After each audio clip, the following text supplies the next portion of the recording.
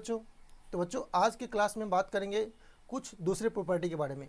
जैसे हमने पिछले क्लास में बात किया था उसके जो एनोमेलस प्रॉपर्टी होते उसके बारे में बात किया था। आज की क्लास में बात करेंगे उसके कुछ केमिकल प्रॉपर्टी के बारे में, मतलब ग्रुप 15 एलिमेंट की कुछ जो केमिकल प्रॉपर्टीज़ हैं उसके बारे में हम आज क्लास में चर्चा करने वाले हैं। अब उसका केमिकल प्रॉपर्टी क्या है, तो बच्चों उसका जो सबसे पहला केमिकल प्रॉपर्टी है वह है रिएक्टिविटी टुवार्ड्स हाइड्रोजन, हाइड्रोजन के प्रति क्रियाशीलता। बच्चों ये जो ग्रुप 15 एलिमेंट है वह हाइड्रोजन के साथ अभिक्रिया करके क्या करता है, वो हाइड्राइड्स का फॉर्मेशन करता है। और वो हाइड्रेट किस टाइप का होता है आपको, तो EH3 टाइप का हाइड्रेट होता है। किस टाइप का होता है, EH3। अब ये EH3 क्या हो गया, तो जहाँ बच्चों E बराबर होता है नाना पापा आज सब बीमार, मतलब नाइट्रोजन, फॉस्फोरस, आर्सेनिक, एंटीमनी और बिस्मथ, ये सारे के सारे एलिमेंट क्या होगा, E के जगह पे होगा। मतलब जब इसमें हम E का वैल्यू पुट करेंगे तो बच्चों क्या हो जाएगा, वह हो जाएगा NH3, PH3, ASH3, SbH3 और BiH3। मतलब ये जो एलिमेंट है ग्रुप 15 के वह हाइड्रोजन के साथ अभिक्रिया करेगा तो वह इस तरह के बच्चों क्या करते हैं, वह हाइड्राइड का फॉर्मेशन करता है। अब बच्चों इस हाइड्राइड का स्टेबिलिटी क्या होगा, मतलब इसमें कौन सा हाइड्राइड आपको सबसे ज़्यादा स्टेबल होगा और कौन हाइड्राइड आपको लेस स्टेबल होगा, थोड़ा सा इस पर भी चर्चा कर लेते हैं। तो अब ये मैंने जो नेक्स्ट हेडिंग बनाया है वो नेक्स्ट हेडिंग यही है, जिसमें आप देख सकते हैं कि ये जो हाइड्रेट्स है इसको हमने इस तरह से घटते क्रम में सजा दिया हुआ है। यहाँ पर जो बच्चों देख रहे हो आप NH3, यह क्या मोस्ट स्टेबल हाइड्राइड है और यहीं पर जो BiH3 है वो लीस्ट स्टेबल हाइड्राइड है। ऐसा क्यों, क्योंकि आप देख रहे हो कि जैसे आप ऊपर से नीचे आते हो तो बॉन्ड लेंथ घटता है। मतलब कि ग्रुप 15 एलिमेंट में अगर आप ऊपर से नीचे आते हो, नाइट्रोजन से बिस्मथ की तरफ आते हो तो बॉन्ड लेंथ इंक्रीज करता है। जैसे बॉन्ड लेंथ बच्चों इंक्रीज करेगा वैसे उसका बॉन्ड स्ट्रेंथ क्या हो जाएगा, डिक्रीज होने लगेगा। और बॉन्ड लेंथ या बॉन्ड स्ट्रेंथ डिक्रीज होने से क्या हो जाएगा, उसकी जो स्टेबिलिटी है वह स्टेबिलिटी क्या होगा, घटने लगेगा। चलो इसको देखते हैं। अब जैसे देखो मैं यहाँ पर एक मॉडल बनाया हुआ हूँ, जैसे यहाँ पर देखो NH3 का है, तो NH3 में देखो नाइट्रोजन और हाइड्रोजन के बीच देखो बॉन्ड लेंथ कितना होगा, यहाँ से यहाँ तक होगा, ठीक है। अब यहाँ पर देखो PH3 में बॉन्ड लेंथ ये होगा, AHH3 में देखो आप ये इसका बॉन्ड लेंथ होगा, SbH3 में देखो आप ये इसका बॉन्ड लेंथ हो गया, BiH3 में देखो आप ये इसका बॉन्ड लेंथ हो गया। तो आप क्या देख रहे हो कि ऊपर से जैसे नीचे बढ़ते हैं तो बॉन्ड लेंथ इंक्रीज कर रहा है। बच्चों बॉन्ड लेंथ जैसे इंक्रीज करेगा उसकी जो स्ट्रेंथ है, मजबूती है, वो धीरे धीरे घटने लगेगा। क्योंकि जैसे ही कोई लंबा होगा तो क्या होगा, उसकी मजबूती कम हो जाती है, छोटा है तो उसकी मजबूती ज़्यादा है, और जैसे उसकी मजबूती कम हो गया, स्ट्रेंथ कम हो गया, उसका स्टेबिलिटी भी क्या हो जाएगा, कम होने लगेगा। मतलब ऊपर में देख रहे हो जो NH3 है, अमोनिया है, यह क्या आपको मोस्ट स्टेबल है। क्यों मोस्ट स्टेबल है, क्योंकि उसका बॉन्ड लेंथ कम है, उसका बॉन्ड स्ट्रेंथ मजबूत है। वहीं पर जो आप सबसे नीचे देखते हो वो BiH3 है, वह क्या आपको लीस्ट स्टेबल है। क्यों लीस्ट स्टेबल है, क्योंकि इसका बॉन्ड लेंथ सबसे ज़्यादा है, जिस कारण से इसका बॉन्ड स्ट्रेंथ क्या हो जाता है, कम हो जाता है। जैसे बॉन्ड स्ट्रेंथ कम हो गया तो उसका बॉन्ड स्टेबिलिटी क्या हो जाएगा, मतलब उसका जो बॉन्ड बन रहा है वो क्या होगा, लेस्ट स्टेबल होगा, लीस्ट स्टेबल होगा, ठीक है। ये देखा हमने। अब इसी में बच्चों इसका रिड्यूसिंग पावर क्या होगा। रिड्यूसिंग पावर मतलब होता है कि वह कौन सा एलिमेंट है जो सबसे जल्दी रिड्यूस कर देगा। आप पढ़े होंगे रिडक्शन, पढ़े होंगे जूनियर क्लास में रिडक्शन पढ़े होंगे। अब ये रिडक्शन क्या होता है, तो रिडक्शन मतलब होता है एडिशन ऑफ हाइड्रोजन। रिडक्शन मतलब क्या होता है, एडिशन ऑफ हाइड्रोजन, मतलब एड ऑफ हाइड्रोजन, हाइड्रोजन का एडिशन होना। मतलब कोई जो एलिमेंट होगा या कोई कंपाउंड होगा वो कितना जल्दी किसी में हाइड्रोजन को ऐड कर देगा, वह उसका क्या कहलाता है, रिड्यूसिंग पावर कहलाता है। अब बच्चों यहाँ पर जो हाइड्राइड्स बना हुआ था NH3, PH3, ASH3, ये सब के पास हाइड्रोजन है, तो इसमें से कौन सा ऐसा एलिमेंट है कि वह किसी दूसरे एलिमेंट को बहुत जल्दी हाइड्रोजन दे करके उसके साथ कंपाउंड बना लेगा आपको, तो उस पर हम बात करने वाले हैं। तो आप इस प्रॉपर्टी को भी आप देखो और इसको समझने का प्रयास करो आप। तो जैसे देखो इसका जो रिड्यूसिंग पावर बच्चों है वह आपको उल्टा हो गया। क्या हो गया? उल्टा हो गया। मतलब यहाँ पर जो अमोनिया है NH3 है वह क्या है? लेस रिड्यूसिंग पावर इसके पास है। वहीं पर BiH3 है, उसका रिड्यूसिंग पावर क्या है? सबसे ज़्यादा है।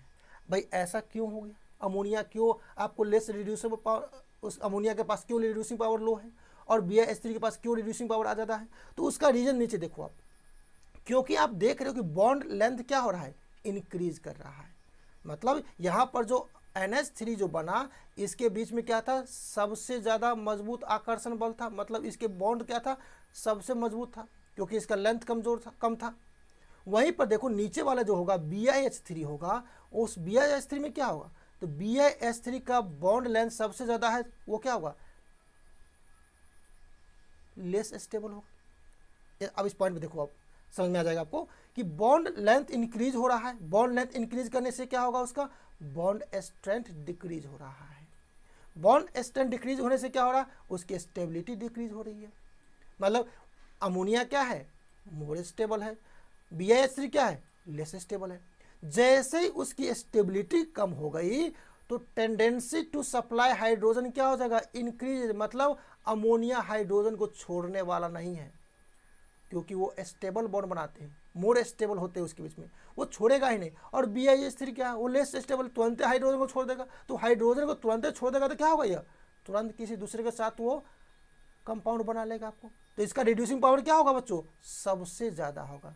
BiH3 का रिड्यूसिंग पावर क्या होता है? सबसे ज़्यादा होता है। और NH3 का रिड्यूसिंग पावर क्या होता है? सबसे कम होगा। पूछ देगा क्यों, तो आप ये सारे रीजन आप बता देना कि नाइट्रोजन मतलब अमोनिया का क्या होता है? बॉन्ड स्ट्रेंथ, बॉन्ड लेंथ सबसे कम होता है, जिसके कारण से बॉन्ड स्ट्रेंथ मजबूत होता है और उसकी स्टेबिलिटी भी ज़्यादा होती है, जिसके कारण से वो हाइड्रोजन त्यागने की क्षमता क्या होती है? उसमें बहुत कम होती है। जबकि ये जो बिस्मथ मतलब BiH3 बनाया, हाइड्राइड बनाया, वो क्या होगा?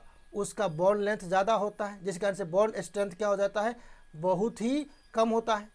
और बॉन्ड स्ट्रेंथ कम होने से क्या होगी? उसकी स्टेबिलिटी बहुत कम होती है और वो बहुत आसानी से हाइड्रोजन त्याग देते हैं और वो उसका रिडक्शन कर देते हैं। इसी कारण से इसका रिडक्शन पावर क्या होता है? सबसे ज़्यादा होता है। तो आपने बच्चों यहाँ पर उसका रिडक्शन पावर समझा आपने। इसी कारण से मैंने नीचे में लिखा दिया रिड्यूसिंग पावर इंक्रीजेज। मतलब रिड्यूसिंग पावर क्या हो रहा है? इंक्रीज हो रहा है। मतलब अमोनिया का सबसे कम होगा और बिस्मथ का जो हाइड्राइड है उसका सबसे ज़्यादा होगा। अब बच्चों नेक्स्ट इसमें है बेसिक नेचर ऑफ हाइड्राइड। जितने भी हाइड्राइड बनाते हैं उन सभी हाइड्राइड का बेसिक नेचर क्या होगा, तो थोड़ा सा उस पर भी चर्चा कर लेते हैं। देखो बच्चों, उसका जो ट्रेंड है वह ट्रेंड क्या हो रहा है? डिक्रीजिंग ऑर्डर में है। मतलब जो अमोनिया है यह क्या मोर बेसिक है, वहीं पर ये जो बिस्मथ के हाइड्राइड है वो लिस्ट बेसिक है, बहुत कम बेसिक है। भाई इसका कारण क्या है? इसका कारण देखो, electronegativity of central atom decreases. इसमें बच्चों क्या हो रहा है कि जो सेंट्रल एटम है, मतलब बीच में जो NH3 है, उसका इलेक्ट्रोनिगेटिविटी क्या घट रहा है। अब देखो इस तरह से, आप जैसे यहाँ पर बनाया NH3 बनाया, ठीक है, तो आप इसको इस तरह से भी लिख सकते हो। हमने नाइट्रोजन दिखाया और नाइट्रोजन के पास क्या होगा? इस तरह से इसका स्ट्रक्चर बनता है बच्चों। तो ये हमने स्ट्रक्चर दिखा दिया, ठीक है। इसके पास एक लोन पेयर भी दिखा दिया हमने ऊपर में। ये बच्चों लोन पेयर हो गया इसका। अब इसी तरह से क्या होगा? अगर BiH3 का भी दिखाएंगे तो BiH3 का भी ऐसा ही होगा। Bi है, यहाँ पे बच्चों हाइड्रोजन होगा, यहाँ पे भी हाइड्रोजन होगा और यहाँ पर भी क्या होगा? हाइड्रोजन होगा। इसके पास भी क्या होगा? एक लोन पेयर होगा, ठीक है। तो बीच में जो एटम है उस एटम को बच्चों क्या कहते हैं? सेंट्रल एटम कहते हैं। तो आप जानते हो कि नाइट्रोजन का इलेक्ट्रोनेगेटिविटी क्या होता है? सबसे ज़्यादा होता है। और बिस्मथ का क्या होता है? सबसे कम होता है। जैसे उसका इलेक्ट्रोनेगेटिविटी कम हो गया, मतलब ट्रेंड क्या बन गया? ऊपर से नीचे आने पर घट रहा है। तो वही बात यहाँ पे कर रहा है कि electronegativity of central atom decreases. जैसे निगेटिविटी कम होगा तो क्या होगा? इलेक्ट्रॉन का चार्ज डेंसिटी भी घटने लगेगा आपको। इलेक्ट्रॉन का चार्ज डेंसिटी घटने से क्या हो जाएगा कि tendency to give loan payer decreases, loan payer देने की क्षमता घट जाएगी। मतलब ये जो है नाइट्रोजन अपना लोन पेयर बहुत ही जल्दी दे देता है, जबकि ये जो बिस्मथ के हाइड्राइड है ये लोन पेयर देगा ही नहीं अपना। वह हाइड्रोजन दे देगा लेकिन लोन पेयर देगा ही नहीं जल्दी अपना। तो जैसे ही अपना लोन पेयर नहीं देगा वो क्या हो जाएगा बच्चों, लेस बेसिक हो जाएगा। बेसिक मतलब क्या होता है कि जो भी एलिमेंट आपको लोन पेयर देता है वो बेसिक होता है। और नाइट्रोजन क्या है, मोर बेसिक है। मतलब अमोनिया क्या है, मोर बेसिक है, क्योंकि वो अपना लोन पेयर बहुत ही जल्दी दे देता है, जबकि ये आपको अपना लोन पेयर नहीं देते हैं, जिसके कारण से क्या होता है, आपको यह लीस्ट बेसिक होता है। तो इसका ट्रेंड क्या बन गया बच्चों, आपको घटते क्रम में ट्रेंड ये बन गया। आपको ये सारे ट्रेंड आपको याद रखने हैं, क्योंकि ऑब्जेक्टिव टाइप में क्वेश्चन में पूछे जाते हैं। ये आपको दे देगा रिड्यूसिंग पावर का क्या ट्रेंड बन रहा है ना। आपको ये जंबल में दे सकता है, आपको उसको 4 ऑप्शन दिया रहेगा, उस 4 ऑप्शन में से कोई एक को टिक करना है जो सही होगा। तो इस सबको भी ट्रेंड को आपको याद करने होंगे। बड़ा मुश्किल नहीं है, क्योंकि इसमें आप देख रहे हो क्या हो रहा है कि हम सिर्फ जो एलिमेंट याद किए थे उसी से काम हो जाएगा। जैसे नाना पापा सभी सब में क्या है ना, हाइड्रेट लगा देना है। अब आपको ये याद रखना है कि रिड्यूसिंग पावर का ट्रेंड क्या हो रहा है, घट रहा है कि बढ़ रहा है, बेसिक नेचर का ट्रेंड क्या हो रहा है, घट रहा है कि बढ़ रहा है। और वो याद कर लेते हो तो आप इससे क्या कर सकते हो, जितने भी ऑब्जेक्टिव टाइप क्वेश्चन बना के पूछे जाएंगे सबका आप जवाब आसानी से दे सकते हो। चलिए, तो नीचे मैंने लिखा दिया है कि बेसिक स्ट्रेंथ डिक्रीजेज। अब जैसे ये सारे काम होगा तो इसका बेसिक स्ट्रेंथ बताओ क्या हो जाएगा, घटने लगेगा। ठीक है, अब सेकंड देखते हैं हम रिएक्टिविटी टुवार्ड्स ऑक्सीजन। अभी हमने हाइड्रोजन से रिएक्टिविटी देखा था, और ऑक्सीजन के साथ वो रिएक्शन करेगा तो किस तरह के ऑक्साइड बनाएंगे वो। तो कहा कि it forms oxides of the type E2O3 and E2O5। जितने भी ग्रुप 15 एलिमेंट है वो ऑक्सीजन के साथ अभिक्रिया करने पर 2 तरह के ऑक्साइड देते हैं। एक ऑक्साइड है E2O3 और दूसरा ऑक्साइड है आपको E2O5 है। अब जहाँ पे ये क्या मैंने अभी बताया था आपको, नाना पापा सभी मान, तो वही हो गया। ई बराबर क्या हो गया, नाइट्रोजन, फॉस्फोरस, आर्सेनिक, एंटीमनी और बिस्मथ हो गया। अब इस जितने भी ऑक्साइड बनाते हैं, इस ऑक्साइड में E2O5 is more acidic then E2O3। ये जो E2O5 जो ऑक्साइड बनाएगा, मतलब जैसे मान लो नाइट्रोजन लोगे आप तो N2O5 हो जाएगा, फॉस्फोरस लोगे तो क्या होगा, P2O5 हो जाएगा। तो इसके जो ऑक्साइड होते हैं बच्चों वो क्या होते हैं, बहुत ही ज़्यादा एसिडिक होते हैं। किसकी तुलना में, E2O3 की तुलना में। मतलब क्वेश्चन में पूछते हैं आपसे कि N2O5 और N2O3 इस दोनों में बच्चों सबसे ज़्यादा एसिडिक कौन होता है। तो आपको सोचना नहीं है, सिंपल सा जवाब देना है कि ये क्या होगा, सबसे ज़्यादा एसिडिक होगा, क्योंकि स्टेटमेंट कर रहा है कि E2O5 के टाइप के जो ऑक्साइड होंगे वह सबसे ज़्यादा एसिडिक होता है।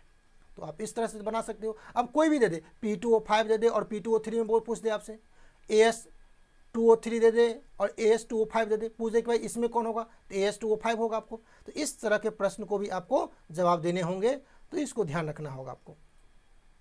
चलिए नेक्स्ट करा है oxides of nitrogen and phosphorus are acidic.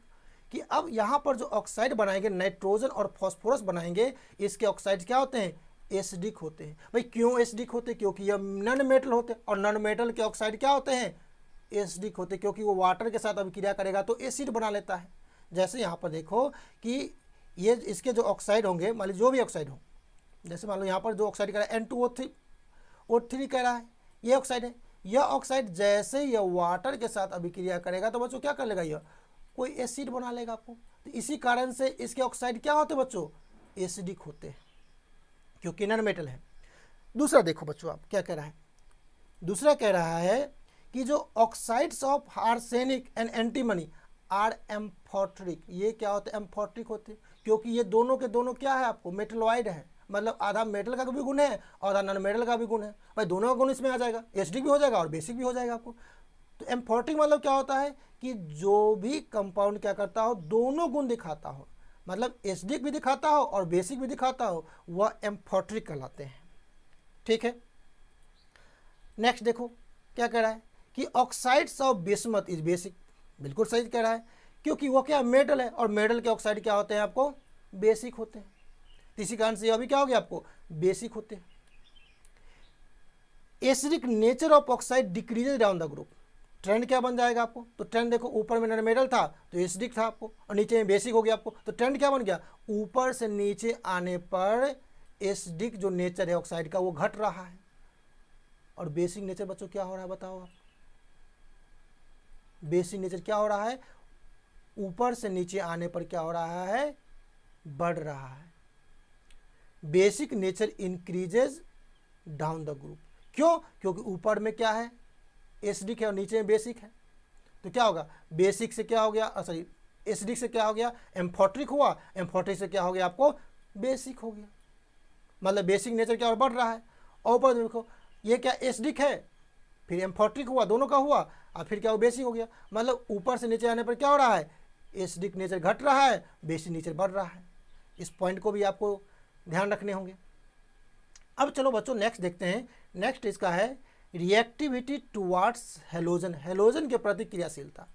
तो कह रहा है कि it forms halides of the type EX3 and EX5, कि अगर ग्रुप 15 एलिमेंट हेलोजन के साथ अभिक्रिया करते हैं तो वह EX3 और EX5 टाइप के कंपाउंड बनाते हैं।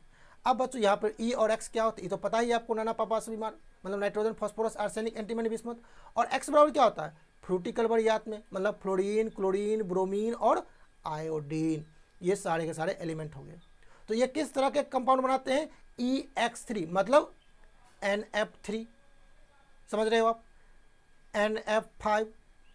तो नाइट्रोजन तो NF5 बनाएगा नहीं, क्यों नहीं बनाएगा, क्योंकि नाइट्रोजन का फिक्स कोवैलेंसी होता है। यह सिर्फ क्या बनाएगा, NF3, NCl3, NBr3, Ni3। जबकि फास्फोरस क्या करेगा, फास्फोरस PF3 है ना, PF5 बनाएगा आपको, PCl3, PCl5 बनाएगा, PBr3, PBi3, इस तरह से ये कंपाउंड बनाते हैं। अब यही बात मैंने नीचे लिखा दिया कि nitrogen does not form pentahalides since nitrogen show fix covalency equal to 3, क्योंकि नाइट्रोजन अपना फिक्स कोवैलेंसी 3 शो करता है, इसी कारण से वो पेंटाहेलाइड का फॉर्मेशन नहीं कर सकता है। क्लियर है। चलिए अब बच्चों नेक्स्ट टॉपिक है बच्चों आपका, वह है डाई नाइट्रोजन। अब यहाँ पर बच्चों मैंने जितने भी ग्रुप 15 एलिमेंट के प्रॉपर्टीज थे, चाहे जनरल प्रॉपर्टीज हो, फिजिकल प्रॉपर्टीज हो, एनोमेलस प्रॉपर्टीज हो, या उसका केमिकल प्रॉपर्टीज हो, सारा प्रॉपर्टी पढ़ लिया हमने। अब नेक्स्ट टॉपिक हमारा बनता है कि ग्रुप 15 एलिमेंट के बारे में थोड़ा सा बताएं। ग्रुप 15 एलिमेंट में फर्स्ट जो है नाइट्रोजन है, और नाइट्रोजन क्या होता है, डाई एटॉमिक मॉलिक्यूल बनाता है। वो डाई एटॉमिक मॉलिक्यूल क्या है, डाई नाइट्रोजन। अब ये डाई नाइट्रोजन क्या होता है, थोड़ा सा इसके बारे में हम लोग जानकारी प्राप्त करते हैं। तो देखो डाई नाइट्रोजन का फॉर्मूला क्या होगा, आपको N2 होगा। इसका बनाने का विधि क्या है, मेथड ऑफ प्रिपरेशन क्या है, बनेगा कैसे नाइट्रोजन। तो बच्चों इसका बनाने का जो सबसे पहला मेथड है वह है लैब मेथड, मतलब हम प्रयोगशाला में इसको हम बना सकते हैं। तो प्रयोगशाला में कैसे बनाओगे इसको, तो कह रहा है कि बाय हीटिंग अमोनियम क्लोराइड। आप क्या करो, प्रयोगशाला में अमोनियम क्लोराइड ले लो और उसको सोडियम नाइट्राइट के साथ गर्म कर दो।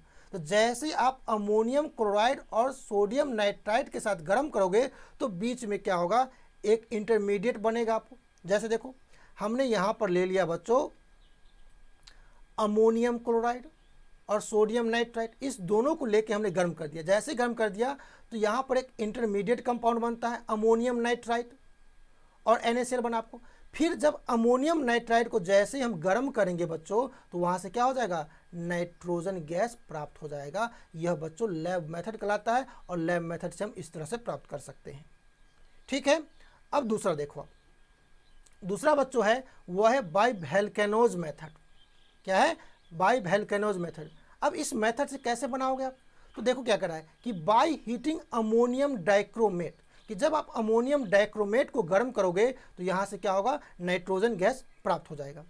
अब देखो ये हमने ले लिया अमोनियम डाइक्रोमेट। अब इस अमोनियम डाइक्रोमेट को जैसे ही गर्म करते हैं तो यहाँ से क्या होता है, नाइट्रोजन गैस प्राप्त हो जाता है, क्रोमियम ऑक्साइड प्राप्त हो जाता है और वाटर प्राप्त हो जाता है। तो यहाँ हमें क्या चाहिए, नाइट्रोजन गैस चाहिए। तो नाइट्रोजन गैस हमें मिल गया ना। तो यह मेथड बच्चों क्या कहलाता है, वोल्केनोज मेथड कहलाता है। और इसमें किसको गर्म करके प्राप्त करते हैं, हम अमोनियम डाइक्रोमेट को गर्म करके प्राप्त करते हैं। तीसरा बच्चों है फॉर्मेशन ऑफ प्योर नाइट्रोजन। आप प्योर नाइट्रोजन का निर्माण कैसे करोगे, पहला हो गया कि बाय हीटिंग बेरियम एजाइड। जब आप बेरियम एजाइड को गर्म करोगे तो उससे क्या हो जाएगा, आपको नाइट्रोजन गैस प्राप्त हो जाएगा। अब देखो बेरियम एजाइड का फॉर्मूला होता है BaN3 का होल ट्वाइस। जैसे इसको गर्म करोगे तो थ्राइस मॉलिक्यूल क्या हो जाएगा, आपको डाई नाइट्रोजन प्राप्त हो जाएगा। दूसरा बच्चों है वह क्या है, by heating sodium azide. Sodium azide को जैसे ही गर्म करोगे तो वहाँ से क्या हो जाएगा, आपको डाइनाइट्रोजन प्राप्त हो जाएगा। देखिए यहाँ पर सोडियम एजाइड ले लिया हमने, एजाइड क्या हो गया, N3 को एजाइड कहा जाता है, ये याद रखोगे आप। तो जैसे सोडियम एजाइड को गर्म कर दिया हमने तो क्या हो गया, यहाँ से थ्राइस मॉलिक्यूल डाइनाइट्रोजन प्राप्त हो जाएगा आपको। तो ये जो बच्चों 3 मेथड हमने बात किया, लैब मेथड, वोल्केनोज मेथड और फॉर्मेशन ऑफ प्योर नाइट्रोजन, इस 3 मेथड से बच्चों क्या कर सकते हैं, हम डाई नाइट्रोजन का प्रिपरेशन कर सकते हैं। ठीक है, अब बच्चों इसका फिजिकल प्रॉपर्टीज क्या है, ये जो डाई नाइट्रोजन है इसके फिजिकल प्रॉपर्टी क्या है। तो बच्चों इसका जब सबसे पहला फिजिकल प्रॉपर्टीज है कि यह कलरलेस, ऑर्डरलेस, टेस्टलेस गैस है। मतलब ना तो इसमें कोई रंग है, ना तो इसमें कोई स्वाद है, ना कोई इसमें सुगंध है, मतलब इस तरह की गैस है ये। दूसरा क्या है, दूसरा बच्चों प्रॉपर्टीज है वह है it is a non toxic gas. यह विषैला गैस नहीं है, क्योंकि इस गैस का इस्तेमाल हम लोग बहुत जगह पे करते हैं। जैसे आपका जो कुरकुरे का पेज है, लेज का पैकेट है, उन सभी में क्या होता है, नाइट्रोजन गैस भरा जाता। अगर वो पॉइजन होता, टॉक्सिक होता तो क्या उसमें भरा जाता, लोग खाते मर जाते। तो यह बच्चों गैस क्या है, नॉन टॉक्सिक गैस है, किसी भी तरह का विषैला पदार्थ इसमें नहीं पाए जाते हैं और यह आपके स्वास्थ्य को हानिकारक नहीं पहुंचाता है। तीसरा बच्चों इसका जो प्रॉपर्टीज है कि इसके 2 स्टेबल आइसोटॉप्स हैं। आइसोटॉप तो समझते होंगे, जिसका क्या हो कि जिसका एटॉमिक नंबर सेम हो और एटॉमिक मास क्या हो, अलग अलग हो, वह क्या कहलाता है, आपको आइसोटॉप कहलाते हैं। तो इसके 2 आइसोटॉप होते हैं, एक हो गया 7n14 और दूसरा होता है 7n15 होता है। तीसरा बच्चों है कि ऑलमोस्ट इनसॉल्युबल इन वाटर, यह पानी में घुलते ही नहीं है, पानी में अघुलनशील होते हैं। पांचवा बच्चों इसका जो पॉइंट है वह है हाई बॉन्ड इंथैल्पी, इसका बॉन्ड इंथैल्पी सबसे ज़्यादा होता है। क्यों, ड्यू टू ट्रिपल बॉन्ड। यहाँ पे नाइट्रोजन के बीच में क्या होता है, ट्रिपल बॉन्ड होता है। इस ट्रिपल बॉन्ड के कारण से बच्चों क्या होता है, इसकी जो बॉन्ड इंथैल्पी होती है वो सबसे ज़्यादा होती है। छठा पॉइंट बच्चों है it is inert at room temperature and pressure. कमरे के तापमान पर क्या होता है, ये इनर्ट होता है, किसी के साथ रिएक्शन नहीं करता है। क्यों, due to high bond enthalpy. इसका बॉन्ड टूटेगा तब ना किसी के साथ रिएक्शन करेगा, इसका बॉन्ड इंथैल्पी सबसे ज़्यादा होता है, इसी कारण से क्या होता है, यह कमरे के तापमान पर इनर्ट होता है। इसके अलावा its melting point and boiling point are low, इसका मेल्टिंग और बॉइलिंग पॉइंट भी बच्चों क्या होता है, बहुत ही लो होता है। ठीक है, तो ये इसका कुछ फिजिकल प्रॉपर्टी हो गया। अब इसके कुछ हम केमिकल प्रॉपर्टी बात करेंगे। तो केमिकल प्रॉपर्टी क्या है, सबसे पहला केमिकल प्रॉपर्टी बच्चों है वह रिएक्शन विथ मेटल, मेटल के साथ अभिक्रिया। कि जब नाइट्रोजन मेटल के साथ अभिक्रिया करेगा, नाइट्रोजन मतलब डाई नाइट्रोजन, तो क्या करेगा, it forms metal nitride with active metal. जितने भी एक्टिव मेटल है उसके साथ बच्चों यह क्या करता है, नाइट्राइड का फॉर्मेशन करता है।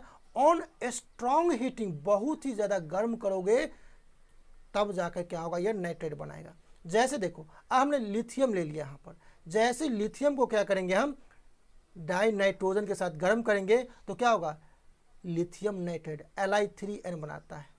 इसी तरह से मैग्नीशियम ले लिया हमने, तो मैग्नीशियम को जैसे डाई नाइट्रोजन के साथ गर्म करेंगे हम तो मैग्नीशियम नाइट्राइड बनाएगा। एल्यूमिनियम ले लेंगे, उसको क्या करेंगे, डाई नाइट्रोजन से गर्म करेंगे तो क्या होगा, वो एल्यूमिनियम नाइट्राइड बनाएगा। इसी तरह से कैल्शियम ले लिया हमने और कैल्शियम को डाई नाइट्रोजन से ट्रीट किया हमने तो क्या हुआ, कैल्शियम नाइट्राइड बनाता है। तो इस तरह से बच्चों ये जो डाई नाइट्रोजन है यह एक्टिव मेटल के साथ अभिक्रिया करके नाइट्राइड का फॉर्मेशन करता है। यह इसका फर्स्ट केमिकल प्रॉपर्टी हो गया। दूसरा केमिकल प्रॉपर्टी देखो आप, reaction with non metal, non metal के साथ अभिक्रिया। तो कहा कि it react with di hydrogen, अगर यह डाई हाइड्रोजन के साथ अभिक्रिया करता है जो कि नॉन मेटल है और ऑक्सीजन के साथ जो कि नॉन मेटल है, तो वो क्या करेगा, ammonia gas and nitric oxide respectively का फॉर्मेशन करता है। मतलब ये जो डाई नाइट्रोजन है हाइड्रोजन के साथ अभिक्रिया करेगा तो अमोनिया गैस बनाएगा और जब यह ऑक्सीजन के साथ अभिक्रिया करेगा तो नाइट्रिक ऑक्साइड बनाएगा। अब इसका रिएक्शन देखो नीचे आप, यहाँ पर मैंने ले लिया डाई नाइट्रोजन और डाई हाइड्रोजन। जैसे इस दोनों को हम 623 केल्विन पर और 200 एटमॉस्फेरिक प्रेशर पर आयरन कैटलिस्ट और मोलिब्डेनम प्रोमोटर के साथ गर्म करेंगे तो यह क्या बना लेगा बच्चों, अमोनिया बना लेता है। इसी तरह से जब डाई नाइट्रोजन को ले लिया हमने, ऑक्सीजन के साथ गर्म कर दिया तो क्या हो गया आपको, यह नाइट्रिक ऑक्साइड बना लिया। तो इस तरह से बच्चों डाई नाइट्रोजन जब नॉन मेटल के साथ अभिक्रिया करता है तो वह ये सब बनाते हैं। अब बच्चों इसका कुछ यूजेज है, इसका यूज कहाँ करते हैं हम डाइनाइट्रोजन का, उसका यूज देखो आप।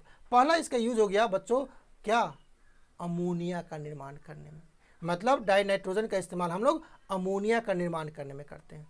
दूसरा हो गया it in producing inert atmosphere, inert atmosphere का निर्माण करने में करते हैं, मतलब ऐसा एटमॉस्फेयर जहाँ पर इनर्ट गैस हो, मतलब वहाँ पे कोई रिएक्शन नहीं हो सकता है, तो वैसा एटमॉस्फेयर निर्माण करने में हम लोग डाइनाइट्रोजन का इस्तेमाल करते हैं। क्यों? क्योंकि उसके बाद ट्रिपल बॉन्ड होता है, टूटता ही नहीं है, जिसके कारण से वो क्या रिएक्शन करेगा। तीसरा हो गया liquid nitrogen is used as high temperature thermometer, कि इसका निर्माण हम लोग बच्चों हाई टेम्परेचर थर्मोमीटर में करते हैं। मतलब जो नॉर्मल थर्मोमीटर होता है जिसमें पारा भरा जाता है, मरकरी भरा जाता है, वहीं पर जो आपको जहाँ पर ज़्यादा टेम्परेचर मेजर करने के लिए इस्तेमाल करते हैं, उस टेम्परेचर में लिक्विड नाइट्रोजन भरे जाते हैं ताकि उसके द्वारा हम लोग टेम्परेचर का मेजर कर सकें। ठीक है, तो बच्चों ये इनके 3 उपयोग हो गए। तो आज की क्लास में इतना ही, इससे आगे हम लोग अगले क्लास में बात करेंगे। तब तक के लिए आपको बहुत बहुत धन्यवाद। Thank you.